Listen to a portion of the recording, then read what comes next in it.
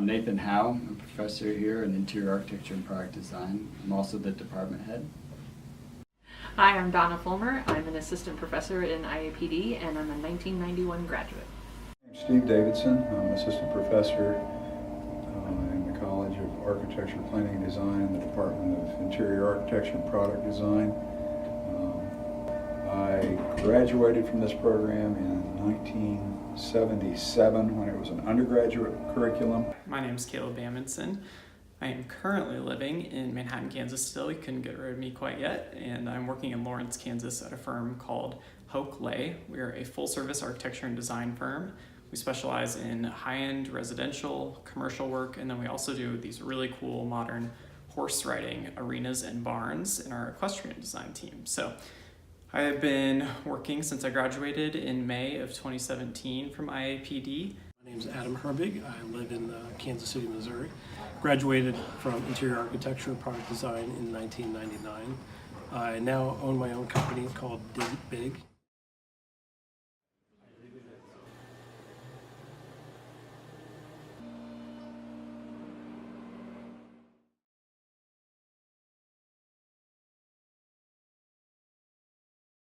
We came to open house. We'd always come to open house. And it's no secret that IAPD always puts on the best show. And we would, quickly go through the Department of Architecture and find ourselves kind of all gravitating toward all the beautiful furniture and the amazing kind of accoutrement that the IAPD would put in the halls, in the rooms, everywhere. And we'd quickly find ourselves there 2 hours later, still there. So. That first time us walking through was a big deal, and it made a lot of memories for my family. Memories is Beaux-Arts Ball that happened every year, and the faculty would come, and one year the faculty all came dressed in black and they issued citations to everybody for like dancing without a party and doing things without a concept. And I still had my ticket from Fayez Husseini, who recently passed away, that he issued his citation to me at Beaux-Arts when I was in my 5th year. It's one of my favorite memories. One of my most favorite memories was when we went over to Spain, to Seville, for a research conference. But just a lot of amazing travel memories, and that's, I really think, how we bonded as a studio. And why we still keep in touch today. Definitely the studio time was unlike any other experience you'll have ever again. You definitely all come together to share learning and creating amazing things together, but you end up being family, right? Yeah. You are supportive of each other, you are critical of each other, but you're there with one common goal, and you'll make lifelong friends.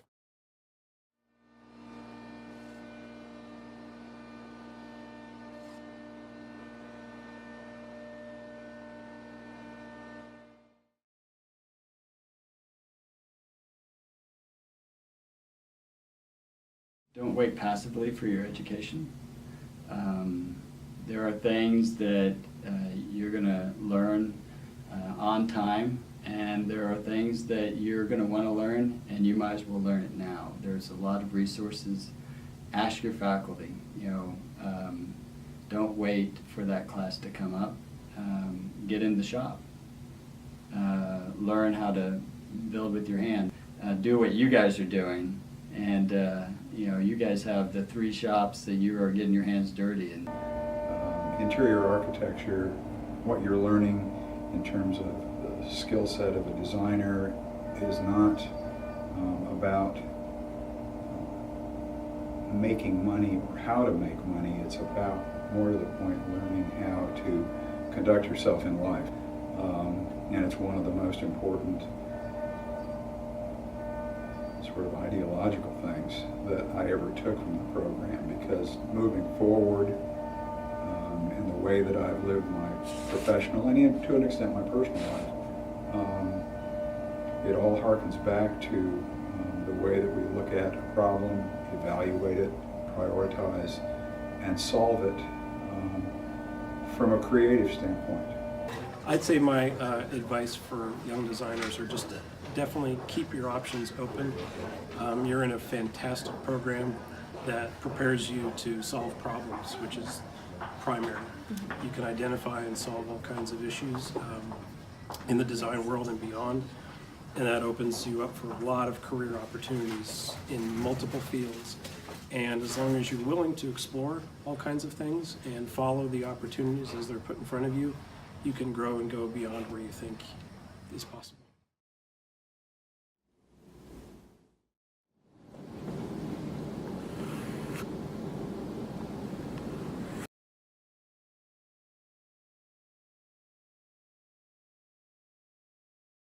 There are two projects that I really enjoyed working on in industry. For 2 years of my career, all I did were AMC movie theaters, and I got to do the one in Times Square, which was awesome. And also we converted the Montreal Canadiens hockey arena into a mall with a 24-plex inside, and Cirque du Soleil would perform on Friday and Saturday nights, so that was an interesting challenge. And then the other projects that I really enjoyed were I designed the Kimball Furniture showrooms in LA, New York, and Chicago, and then I got to design a line of furniture with them as well. So it was a great opportunity to really utilize everything I learned in IAPD. Areas that I've practiced in, I've worked in general aviation, doing aircraft interiors and components, both building and designing and engineering them. Spent a good deal of time, about 10 or 12 years, in the field of museum exhibit design. Probably within that realm, the most fun. That provided the greatest variety of enjoyable experiences, I seem to remember. Probably a couple of them. One is a project I did for the NBA. It's one that's called the Fan Jam. So it was an in-store experience where we took over a section in a Walmart store, but we created a fan experience for 4 days. And the best part about it, aside from having autograph sessions and just creating a large footprint for them, was you create an experience for folks who don't normally experience the NBA. Obviously, you take it to Walmart; they're usually not going to games, Right. and so they got to meet NBA players. They got to play on a basketball court inside Walmart. They got to do all these amazing things. But when we were leaving one day, a grandmother came up and she said, "Thank you so much for entertaining my two children, my two grandchildren." And I was like, "Oh, done, cool."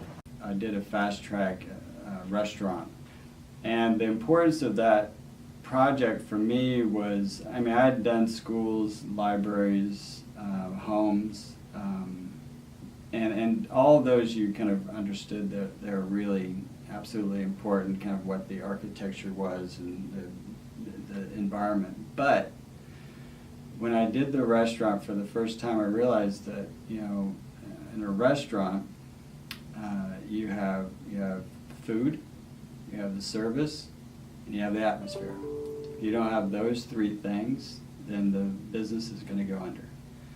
And for me, it really, you know, drove home the fact that architecture matters, that it's going to be somebody's livelihood, that my responsibility to them was beyond, you know, health and safety. It was really about keeping them afloat. And so it kind of maybe some sleepless nights, but it really taught me the importance of what design has to offer, and what we do matters.